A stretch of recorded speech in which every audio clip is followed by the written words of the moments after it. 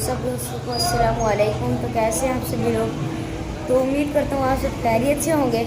तो दोस्तों आज काफ़ी दिन बाद आपसे रब्ता हुआ मेरा, क्योंकि मैं बिज़ी हो गया था कामों में, पढ़ाई में, क्योंकि मेरे पेपर्स भी आ रहे हैं। तो आपको पता है गर्मियों लाहौर में तो बहुत शदीद किस्म की गर्मी आ गई है। कराची में उससे भी ज़्यादा होगी, लेकिन लाहौर में बहुत ज़्यादा गर्मी है। अभी भी शाम का टाइम हो रहा है, तकरीबन असर के बाद का टाइम, अभी भी बहुत गर्मी है।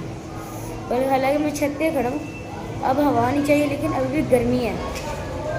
और गर्मी की छुट्टियाँ भी हमें होने लगी हैं।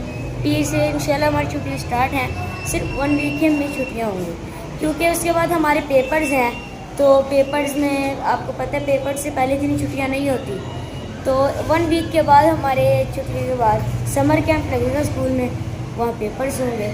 उसके बाद हमें गर्मियों की 1 महीने से अलग छुट्टियाँ मिलेंगी। तो उसके बाद रेगुलर स्कूल शुरू हो जाएगा।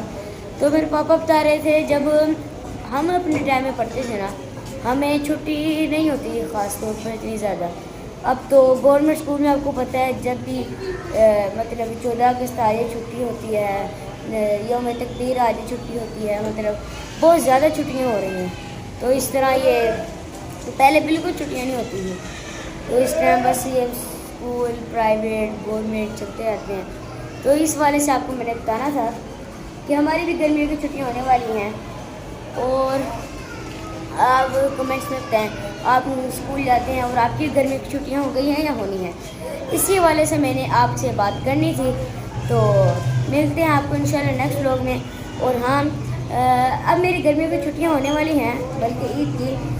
तो उसमें इंशाल्लाह मैं डेली व्लॉग्स डाला करूँगा, डेली आपसे रब्ता होगा। तो तब तक अगले व्लॉग के लिए, तब तक अल्लाह।